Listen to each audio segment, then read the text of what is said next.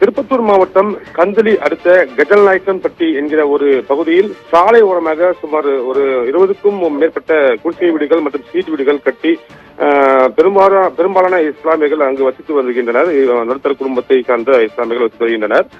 அந்த பகுதியில் திடீரென இன்று அதாவது நூர்ஜஹான், ஜான் பாஷா, சும்சுதீன் பேகம் என்கின்ற ஒரு 3 நபர்களுடைய 2 குடிசை வீடுகள் மற்றும் ஒரு சீட்டு வீடு திடீர் மின்கசிவு ஏற்பட்டு தீப்பற்றி எரிய ஆரம்பித்திருக்கிறது.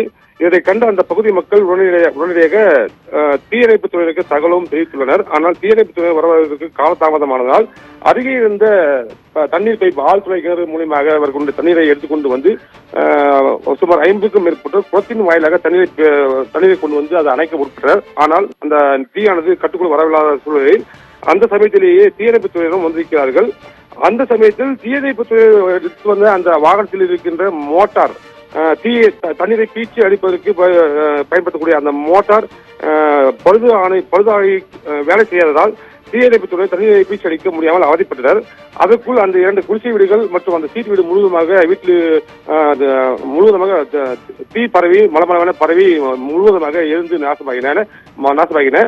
அப்போது அந்த வீட்டில் இருந்த அரசாங்கத்தின் மூலமாக வழங்கப்படக்கூடிய ஆவணங்கள், அதாவது ரேஷன் கார்டு, ஆதார் கார்டு போன்ற அந்த பொருட்கள் மட்டுமல்லாது வீட்டுக்கு உபயோக பொருட்களான ஃப்ரிட்ஜ், வாஷிங் மிஷின் போன்ற வீட்டு உபயோகப் பொருட்கள் என சுமார் 5 லட்சம் ரூபாய்க்கும் மேற்பட்ட மதிப்புள்ள பொருட்கள் எல்லாம் எரிந்து நாசமாயின.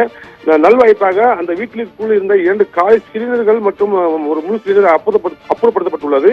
ஒருவேளை அந்த சிலிண்டர் உள்ளே இருந்திருந்தால் மேலும் விபத்துக்கு கூட ஏற்பட வாய்ப்பு இருந்திருக்கும்.